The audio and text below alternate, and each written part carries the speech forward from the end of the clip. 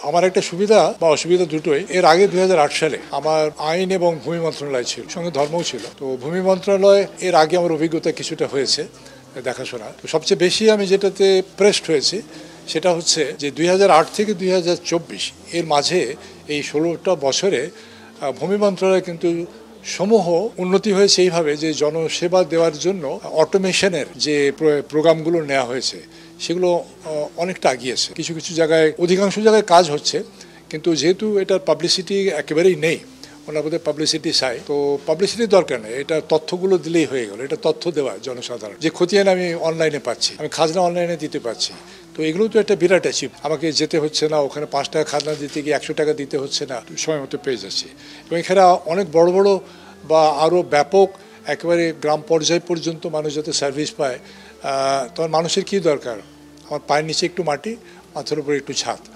তো সেইটাই এই ভূমি মন্ত্রণালয় থেকেই হয় আর কি, এবং হওয়ার প্রচেষ্টাও চলে যাচ্ছে। তো এর মধ্যে একটা বড় জায়গা যেখানে সকলে ভোগ করে, তুমিও তোমার গ্রামের বাড়িতে খোঁজ নিয়ে দেখো, বলবো যে জরিপের সময় আমাদের খুব হয়রানি হয়। তো আমি আজ ওইটার উপরে জোর দিয়েছি যে এটাকে কেন স্ট্রিম লাইন আমরা করতে পারছি না।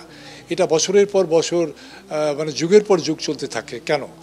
এই জায়গাটা আমরা হাত দিয়ে এটাকে মানে মিনিমাইজ করার চেষ্টা করতেই হবে। এবং এটার জন্য আমি বলেছি যে জরিপ তো খালি আমাদের দেশে হচ্ছে না, আরও তো বিভিন্ন দেশে হচ্ছে। আপনি সেখানকার একটা কম্পারেটিভ স্টাডি নেওয়া হোক, যে তাহলে দেখা যাবে কোথায় আমাদের গলদ, কেন আমরা এতটা ডিলে হচ্ছে। তো এই যেসব জায়গাগুলো ডিলে হয়, যেসব জায়গাগুলোতে এবং জরিপ চলাকালীন কিন্তু মানুষের হয়রানি হয়, সারা গ্রামে তোলপাড় পড়ে যায়, বাড়িতে বাড়িতে হয়রানি হয়ে যায় যে আমার জমি আবার কার নামে লিখে ফেলে, যেগুলো বাস্তব। কিন্তু এগুলো অসন্তুষ্ট হওয়ার কোনো কারণ নেই, এগুলো বাস্তব। আমাদেরকে শুনতে হয়, যেহেতু আইনজীবী, এই অভিযোগগুলো আমাদের কাছেই তো এসে মানুষ করে।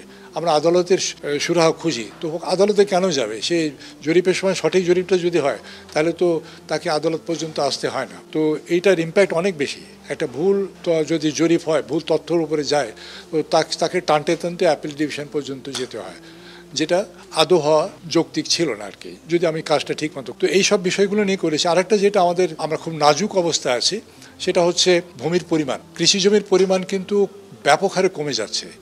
এই জায়গাটা যে একটা আইন হয়েছে, যে ল্যান্ড জোনিং আইন একটা হয়েছে, তো সেটাও যৌক্তিক একটা ইমপ্লিমেন্টেশন, যদি কোনো পরিবর্তন আনতে হয়, সংশোধন আনতে হয়।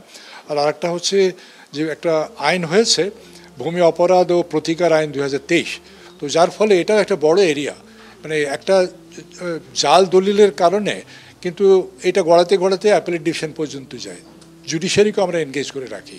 তো সবগুলো হিসাব করলে দেখা যায় যে ন্যাশনাল ওয়েস্টেজ হয় একটা জাল দলিলের কারণে। এই জায়গাগুলো প্রতিকার আমরা করতে চাই। কৃষি জমি যদি কমে যায় তাহলে তো আমার একেবারে বেসিক নিড, খাদ্যদ্রব্য আমাকে আমদানি করতে হবে, আবার একটা অন্য খাতে চলে যেতে হবে। তো এই জায়গায় আমরা চেষ্টা করব যে proper optimum utilization of land, এই উপজেলা, ইন্ডাস্ট্রি, ইকোনমিক জোন, এইসব যে ভূমিগুলো আমরা এখন ব্যবহার করছি আর কি, সেগুলিকে সামঞ্জস্য রেখে কৃষি ভূমির সঙ্গে, যে ওখানে যে আমার ইনকাম হবে একটা ইকোনমিক জোন থেকে 1000 কোটি টাকা, আর সেই জমিটার কারণে আমি আবার এখানে 10,000 কোটি টাকার কোনো ইকোনমি আমি নষ্ট করলাম কিনা, এইগুলো আমাদের ব্যালেন্স করতে হবে। তার আমার ইকোনমিক জোনও লাগবে, আবার জমিও লাগবে কৃষির জন্য। তো এইসব বিষয়গুলো। আর একটা যেটা আমরা দেখলাম, বন্যার পানি না সরার কারণে কিন্তু আমার বিভিন্ন অ্যাক্টিভিটিজ আর কি, বিভিন্ন জায়গায় আমার পাকা ঘর বাড়ি উঠে গেছে, যেখান দিয়ে মানে পানি চলে যেত, সেই জায়গায় এখন পানি সরতে পারছে না। তো এইসব জায়গাগুলো আমাদের নজর দিতে হবে। এই ভূমি ইউজের উপরে ওটা নির্ভর করছে আর কি, ল্যান্ড ইউজের উপরে নির্ভর করছে। এই সব কিছু মিলে ভূমি মন্ত্রণালয়ের হয়তো বিশাল বিশাল প্রজেক্ট নেই, 1000 কোটি টাকার প্রজেক্ট নেই, 100 কোটি টাকারও প্রজেক্ট নেই, সব ছোটোখাটো প্রজেক্ট আর কি, কিন্তু সেগুলো একেবারে গ্রামের একটা মানে গৃহস্থকে টাচ করে। তো এই জায়গাটা আমাদের মানে সক্রিয় হতে হবে।